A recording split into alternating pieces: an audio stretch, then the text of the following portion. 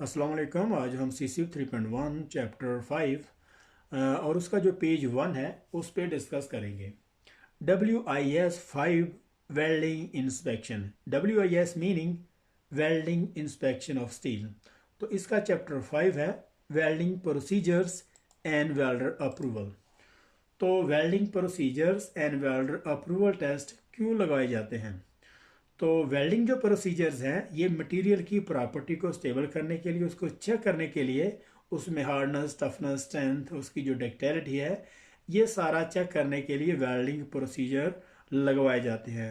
और जो welder approval test है ये वेल्डर की स्किल और वेल्ड की क्वालिटी को चेक करने के लिए लगाए जाते हैं।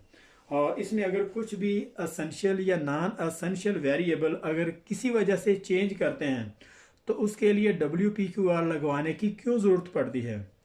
तो ये सारी की सारी डिस्कशन इस आर्टिकल में की गई है। तो चलें स्टार्ट करते हैं। What is a welding procedures? Welding procedure क्या है? A welding procedure is a systematic method that is used to repeatedly produce sound welds. तो वेल्डिंग प्रोसीजर एक सिस्टमैटिक मेथड है, एक प्रोसेस के तहत ये काम करता है और ये लगातार मसलसल साउंड वेल्ड बनाने के लिए इस्तेमाल किया जाता है। और साउंड वेल्ड का जो मतलब यहाँ पे लिया जाता है वो जो हमारी रिक्वायर जो क्वालिटी का लेवल है, क्या वो उस पर पूरा उतरता है। ये जो हमारा एक वेल्ड लगाया है, यह एक वेल्डिंग का जो प्रोसीजर इस्तेमाल कर रहे हैं एक वेल्ड को बनाने के लिए, आया कि वेल्ड जो हमारा रिक्वायर क्वालिटी लेवल के मुताबिक है। तो यहाँ से अभी हम इसको स्टार्ट करते हैं। The use of a welding as a process or method of joining material in engineering has been long established. वो ये कह रहा है कि वेल्डिंग का प्रोसेस या मटेरियल को ज्वाइन करने का ये जो मेथड है ये इंडस्ट्री में बहुत अरसे से इस्तेमाल हो रहा है। और with new technique and process being develop, और जो नई नई टेक्निक बन रही हैं और जो नए प्रोसेस बन चुके हैं from on going research and development on a regular basis, और जो रेगुलर बेसिस पे जिन पे सर्च हो रही है, और there are over 100 recognise welding or thermal joining process of which many are either fully automated or mechanised. यहाँ तक इसको देखते हैं। वो कह रहे हैं कि 100 से ज़्यादा जो जाने माने वेल्डिंग प्रोसेस जो पूरी दुनिया में इस्तेमाल हो रहे हैं, जिनको थर्मल ज्वाइनिंग प्रोसेस भी कहते हैं, उनमें फुली जो है ऑटोमेटेड है और कुछ जो है मैकेनाइज्ड हैं। और कुछ में वो कह रहा है requiring little assistance from the welder operator and some that require a very high level of manual input in both skill and dexterity. यहाँ तक इसको देखते हैं। वो ये कह रहा है कि पूरी दुनिया में 100 से ज़्यादा जाने माने वाले वेल्डिंग थर्मल ज्वाइनिंग प्रोसेस जो मुख्तलिफ मटीरियल को वेल्डिंग करने के लिए इस्तेमाल किए जाते हैं, उनमें कुछ ऑटोमेटेड है और कुछ जो है फुली मैकेनाइज हैं। और कुछ वेल्डिंग प्रोसेस ऐसे हैं जिसमें वेल्डर या ऑपरेटर की मदद की ज़रूरत पड़ती है। जैसे मिग वेल्डिंग है, उसको सेमी ऑटोमेटेड वेल्डिंग प्रोसेस कहते हैं। और कुछ तो वो ऑटोमेटेड है लेकिन कुछ में वहाँ पे सेटिंग की ज़रूरत पड़ती है वेल्डर की। And some that require a very high level of manual input in both skill and dexterity. और वो ये कह रहा है कि कुछ वेल्डिंग प्रोसेस ऐसे हैं जिसमें एक वेल्डर की हाई लेवल ऑफ उसकी जो मैनुअल डेक्सटेरिटी है और जो उसकी जो स्किल है उसकी ज़रूरत पड़ती है। जैसे टिग वेल्डिंग है, मिग वेल्डिंग है, मैनुअल इनर्ट गैस है, और टिग टंगस्टन इनर्ट गैस है। तो वो दोनों के दोनों प्रोसेस ऐसे हैं जिसमें वेल्डर की फुली तौर पर उसकी जो स्किल है उसकी ज़रूरत पड़ती है। वेल्डर की जो हेड है उस पर रिलाई करता है कि उसमें कितनी कॉम्पिटेंसी है ये वेल्डर को, और उसकी जो फिलर वायर जो डिपॉजिट की जाती है उस पर, और उसका जो करंट है, जो एम्परेज है, वो दोनों हर चीज़ को वो कैसे मैनेज करता है। तो यहाँ से अभी हम इसको देखते हैं। For each welding process there are a number of imported variable parameter that may be adjusted to suit different application. यहाँ तक इसको देखते हैं। वो ये कह रहा है कि for each welding process there are a number of imported variable parameter. वो ये कह रहा है कि बहुत सारे वेल्डिंग प्रोसेस ऐसे हैं जिसके बहुत सारे वेरिएबल पैरामीटर होते हैं that may be adjusted to suit different application. तो वो मुख्तलिफ तरह की जिस तरह का काम है, जिस तरह का जॉब हो रहा है, कौन सा मटीरियल इस्तेमाल करते हैं, उस मटेरियल और एप्लीकेशन के हिसाब से उसकी जो वेरिएबल पैरामीटर है उनको एडजस्ट किया जाता है। उसका जो वेरिएबल पैरामीटर किसे कहते हैं, ये इसको अभी हम थोड़ा डिस्कस करते हैं। वेरिएबल पैरामीटर उसके जो है वो एम्परेज है, उसका करंट है, उसका जो वोल्टेज है, और उसका जो मटेरियल है, वेल्डिंग प्रोसेस कौन सा इस्तेमाल हो रहा है, उसका जो इलेक्ट्रोड टाइप है, और इस तरह के जो वेरिएबल पैरामीटर हैं। और but must also be kept within the specified limit to be able to produce welds of the desire level of quality for a given application. यहाँ तक वो ये कह रहा है कि but must also be kept within the specified limit to be able to produce welds of the desire level of quality for a given application. लेकिन जो भी वेरिएबल पैरामीटर वेल्डिंग प्रोसेस के जो भी वेरिएबल पैरामीटर हैं उनको वो कह रहा है कि वो लिमिट में होना चाहिए, जो ख़ास तौर पर जो specified with in specified limit है उनमें उसको रहना चाहिए। मिसाल के तौर पर अगर वेल्डिंग प्रोसीजर हमें ये बता रहा है कि उसका करंट इतना होना चाहिए, उसका वोल्टेज इतना होना चाहिए, और उसका जो इंटरपास टेम्परेचर है इस लिमिट में होना चाहिए, और अगर तो वो उस लिमिट उसमें उसका जो करंट वोल्टेज है उसमें अगर वो नहीं रखते तो वो क्या होता है कि सारे का सारा जो उसकी जो प्रॉपर्टी है मटेरियल की वो चेंज हो जाती है। मिसाल के तौर पर अगर हम उसको वोल्टेज या एम्परेज ज़्यादा रखते हैं, वेल्डिंग जो प्रोसीजर में जो दिया हुआ है उससे बियॉन्ड लिमिट अगर चलते हैं तो उसमें क्या होता है कि मटेरियल की हार्डनेस जो है उसमें हार्डनेस, ब्रिटलनेस और इस तरह के इफेक्ट वो आने के चांसेस होते हैं, और ये मटेरियल उसमें जो ब्रेक होने के चांस होते हैं, उसमें क्रैक फिर आने के चांसेस होते हैं। तो ये बहुत सारी हार्मफुल कुछ ऐसी चीज़ें हैं जो हम वो एक्सेप्टेबल नहीं होती। तो नेक्स्ट अभी हम यहाँ से स्टार्ट करते हैं। We generally terms this variable parameter essential variable. तो वो आमतौर पर हम जो है इन वेरिएबल को एसेंशियल वेरिएबल कहेंगे। और एसेंशियल वेरिएबल और वेरिएबल में क्या डिफरेंट है, तो हम बात करते हैं एसेंशियल वेरिएबल की। एसेंशियल वेरिएबल वो हैं कि अगर हम इनमें से कुछ भी चेंज करते हैं, जैसे कि अपना वेल्डिंग प्रोसेस है, वेल्डिंग पोजीशन है, इसके जो एम्परेज वेल्डिंग रेंज है, और इसके जो कंज्यूमेबल इलेक्ट्रोड वगैरह हैं, और इसकी जो प्री हीटिंग है, या फिर इसका इंटरपास टेम्परेचर, और इसकी जो हीट इनपुट है रेंज है, अगर वो हम आगे पीछे करते हैं या मटेरियल ग्रुप है वो ही चेंज कर देते हैं, इसका जो PQR नया बनेगा। और इसके बाद the most basic essential variable of any welding process would be very much depending on the specific nature of the process। वो ये कह रहा है the most basic essential variable of any welding process would be very much depending on the specific nature of the process। we would need to consider the following। तो essential variable के parameter जो इनकी तो आपको समझ आ गई होगी कि इसके चेंज होने से जो नया PQR लगेगा उसका जो है रिक्वालिफिकेशन करने पड़ेगी। बट बहुत सारे वेल्डिंग प्रोसेस ऐसे हैं जिनके एसेंशियल वेरिएबल जो हैं वो डिपेंडिंग करता है कि हम कौन से नेचर का वेल्डिंग प्रोसेस इस्तेमाल कर रहे हैं। मिसाल के तौर पर अगर हम टिग का जो प्रोसेस इस्तेमाल कर रहे हैं तो उसके वेरिएबल डिफरेंट हो गए। अगर हम SAW या MIG वेल्डिंग का प्रोसेस इस्तेमाल कर रहे हैं तो उनके जो एसेंशियल वेरिएबल टोटली डिफरेंट होंगे। तो नंबर 1 में है the source of heat and our method of heat application where applicable। यहाँ इसको देखते हैं, उसका हीट का सोर्स क्या है, और जो जिस एप्लीकेशन पे जिस मटेरियल पे हम काम कर रहे हैं उसको हीट करने का मेथड क्या है, उसका किस तरीके से वो मेटल को हीट करता है कि ऐसा ना हो कि मटेरियल में ऑक्सीडेशन हो। नंबर 2 में है consumable type and method of the delivery where applicable.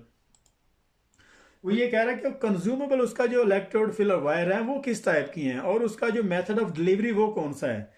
अगर हम मैनुअल की बात करें तो अगर टिग वेल्डिंग में अगर हम मैनुअल की बात करते हैं या MM में, तो उसका जो डिलीवरी मेथड है डिपॉजिट वेल्ड करने की डिलीवरी है उसका क्या तरीका कार है, वो मैनुअल है या ऑटोमेटेड है, या फिर इसके अलावा अगर हम बात करें कि अगर जो कंज्यूमेबल अगर हम एक जगह से दूसरी जगह पे ट्रांसफ़र करते हैं तो उसका जो वार्मिंग, उसका जो इलेक्ट्रोड की जो वार्मिंग रिक्वायर होती है उसको मेंटेन रखना। ये ना हो कि जो है इलेक्ट्रोड एक जगह से ट्रांसफ़र करने के लिए अगर हम दूसरी जगह पे शिफ्ट करते हैं तो उसमें नमी के जो एलिमेंट है वो पैदा हों, और ये भी जो है इलेक्ट्रोड के लिए, फिल वायर के लिए बहुत ज़्यादा हार्मफुल है। तो नंबर 3 में हम देखते हैं shielding of the heat source and और ऑक्सीडेशन ऑफ द मटेरियल। तो हीट जो है हमारी, जो वेल्डिंग प्रोसेस के दौरान जो एक हीटिंग का फ्लेम है, उसको शील्ड करने का क्या तरीका है, क्या उसका प्रोटेक्ट कैसे होगा। नंबर 4 में है the thermal energy tolerance in the joint area. वो यही बात कर रहा है कि थर्मल जो एनर्जी है वो ज्वाइंट एरिया में किस तरह मेंटेन रखनी है। कि 5 में any particular process element not cover by the above. वो ये कह रहे हैं कि इसके अलावा कुछ ऐसे प्रोसेस जो जहाँ पे जो कवर नहीं हुए, तो उनको भी खास ख्याल रखने की ज़रूरत होती है। यहाँ से अभी हम इसको स्टार्ट करते हैं। It is common thought that the heat source use for the most industrial welding applications is the electric arc. यहाँ तक इसको देखते हैं। वो ये कह रहा है कि आमतौर पर जो हीट का सोर्स है इंडस्ट्री में, जो हीट का सोर्स है वो वेल्डिंग करने के लिए जो मुख्तलिफ तरह की जो एप्लीकेशन है, उसमें जो मेन जो हीट सोर्स है वो इलेक्ट्रिक आर्क ही है। वो ये कहना चाह रहे हैं कि जो इंडस्ट्री में, किसी भी इंडस्ट्री में वेल्डिंग मटेरियल को थर्मल ज्वाइनिंग करने के लिए, मटेरियल को वेल्डिंग करने के लिए जो हीटिंग का मेन सोर्स है वो इलेक्ट्रिक आर्क ही है। When in fact most welds made within the industry utilize the resistance welding process. When in fact most welds made within the industry utilize the resistance welding process. The variable parameter for the resistance welding process are very different to what would normally be expected from an arc welding procedures. वो ये कह रहा है कि जो welding parameter हैं, welding process, resistance welding process, और जो आमतौर पर जो हम आर्क वेल्डिंग प्रोसेस इस्तेमाल करते हैं, उनके वेल्डिंग पैरामीटर आपस में बहुत सारे डिफरेंट हैं। For each example welding procedure for the common arc and resistance for welding of the plain low carbon steel would require a setting of the following very basic essential variable. यहाँ तक welding करने के दौरान उसमें जो plane low carbon steel है, उसमें जो है उसकी जो सेटिंग है, बेसिक एसेंशियल वेरिएबल की जो सेटिंग है और उसके जो वेरिएबल पैरामीटर की जो सेटिंग है, वो दोनों प्रोसेस की कुछ डिफरेंट है। तो यहाँ पे उन्होंने एक छोटा सा उनका जो एग्जांपल दिया हुआ है, तो उसको देखते हैं। तो ये प्रोसेस है, एमएमए प्रोसेस है, मैनुअल मेटल आर्क वेल्डिंग है, और SA W submerge arc welding process है, मिग वेल्डिंग प्रोसेस है, मैनुअल इनर्ट गैस है, और टिग है, टिग इनर्ट गैस, और यहाँ पे रेजिस्टेंस स्पॉट वेल्व्स। तो इनके जो प्रोसेस हैं और उनमें जो बेसिक एसेंशियल वेरिएबल हैं, और उनके जो अगर वो चेंज करते हैं तो उसका मटेरियल की प्रॉपर्टी पे क्या इफेक्ट पड़ता है, तो उस पर इसको डिस्कस करते हैं। तो उसका अगर एम्परेज है, फॉर एग्जांपल एम्परेज की रेंज एमएमए मटेरियल में दी हुई है, अगर उसको अप या ज़्यादा करते हैं, ठीक है, तो भी दोबारा से नया टेस्ट, नया पीक्यूआर लगाने की ज़रूरत होती है। अगर उसमें उसका एसी डीसी पोलैरिटी, अगर एसी है, अगर वेल्डिंग प्रोसीजर में एसी पे काम हो रहा है, अगर उसकी जगह पे हम डीसी करते हैं, डीसी की पोलैरिटी यूज़ करते हैं, तो तब भी वहाँ पे नए पीक्यूआर की ज़रूरत होती है। और इसके अलावा अगर उसकी ट्रैवल स्पीड है, और इसके अलावा ट्रैवल स्पीड है, ये ट्रैवल स्पीड भी एक कैलकुलेटेड होती है, जिसका हीटिंग मटेरियल की हीट अफेक्टेड, उसकी जो प्रॉपर्टी है वो बहुत ज़्यादा उस पर इफेक्ट होता है। अगर इसमें चेंजिंग लेके आते हैं तब भी नए पीक्यूआर की ज़रूरत होगी। और इसके अलावा इलेक्ट्रोड टाइप है, और यहाँ पे एक लाइन लगा के, ये राउंड से दायरे में लाइन लगाई हुई है, तो इसका मतलब है एनी चेंज। अगर इलेक्ट्रोड टाइप है, फॉर एग्जांपल अगर हम 1718 का इलेक्ट्रोड या 70SX या 70S6 का अगर फिलर वाइज इस्तेमाल करते हैं, और उसकी जगह पे अगर हम 304, 306 या 308 कोई भी इलेक्ट्रोड जो इस्तेमाल, दूसरा ऐसा इस्तेमाल इलेक्ट्रोड कर रहे हैं, तो वहाँ पे भी नए पीक्यूआर की ज़रूरत होगी।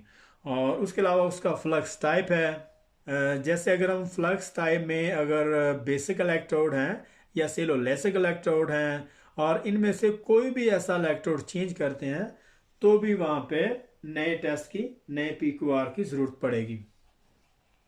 और इसके अलावा सबमर्ज आर्क वेल्डिंग प्रोसेस है, इसका जो एम्परेज है, अगर वो लिमिट में नहीं है तभी ये सिचुएशन होगी। और इसके अलावा WFS वायर फीड स्पीड, और इसमें अगर चेंजिंग आती है तो भी ये जो है जो नए टेस्ट की ज़रूरत होगी। उसके अलावा AC/DC पोलैरिटी है, आर्क वोल्टेज है, और AC/DC पोलैरिटी में अगर कुछ चेंजिंग आती है तो तब भी ये जो है इसके अलावा आर्क वोल्टेज है, अगर आल वोल्टेज में चेंजिंग आती है। उसके अलावा ट्रैवल स्पीड है, जैसे हमने पहले डिस्कस किया है। तो इसके अलावा इलेक्ट्रोटाइप, और अगर इलेक्ट्रोटाइप में अगर कुछ भी चेंजिंग आती है, और उसके अलावा उसका फ्लक्स टाइप है। सबमर्ज आर्क वेल्डिंग में फ्लक्स ज़्यादा इस्तेमाल होता है, उसको वेल्डिंग के जो वेल्डिंग का एरिया उसको कवर करने के लिए। फ्लक्स टाइप है उसका जो मैश साइज। तो फ्लक्स, दो टाइप के फ्लक्स सबमर्ज आर्क वेल्डिंग में जो इस्तेमाल होते हैं। उसमें फ्लक्स ऐसा टाइप है जिसको फ्यूज फ्लक्सेस कहते हैं, और इसके अलावा बेसिक टाइप फ्लक्स हैं जिसको अग्लोमीरेटेड फ्लक्स कहते हैं। और ये अग्लोमीरेटेड फ्लक्स जो है ये बेसिक टाइप होते हैं, ये इसकी क्वालिटी हाई है फ्यूज फ्लक्स से।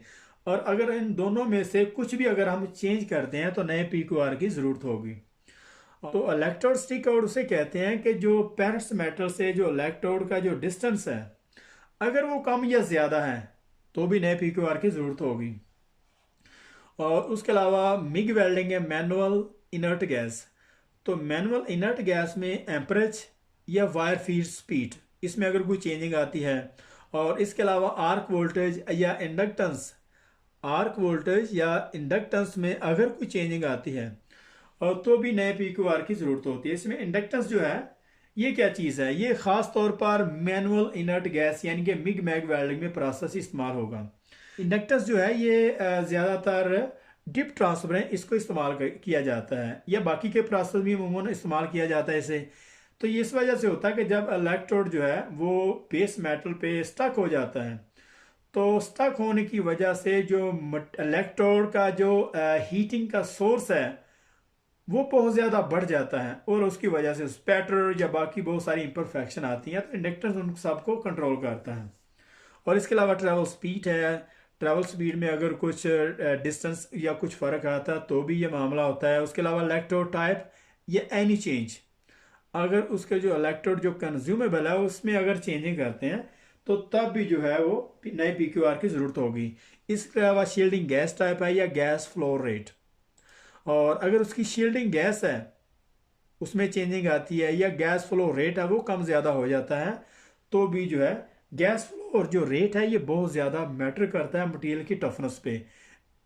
और इस वजह से अगर गैस फ्लो रेट जो है ये जो लिमिट से बाहर होगा तो भी इस चीज़ की जो WPQR की ज़रूरत होगी।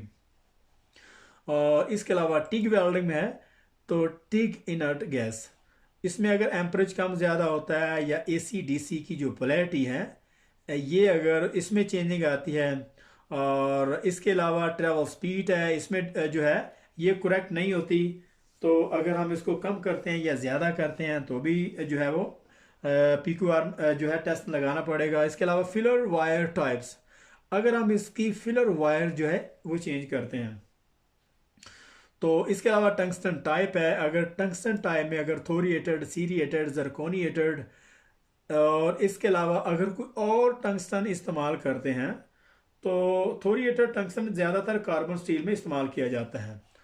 और इसके अलावा टिग वेल्डिंग है, टिग इनर्ट गैस, और इसमें एम्परेज है, AC/DC पोलैरिटी है, अगर AC की जगह पे DC और DC की जगह पे AC जो है इस्तेमाल करते हैं और इसकी जो पोलैरिटी चेंज करते हैं तभी नए PQR की ज़रूरत होगी।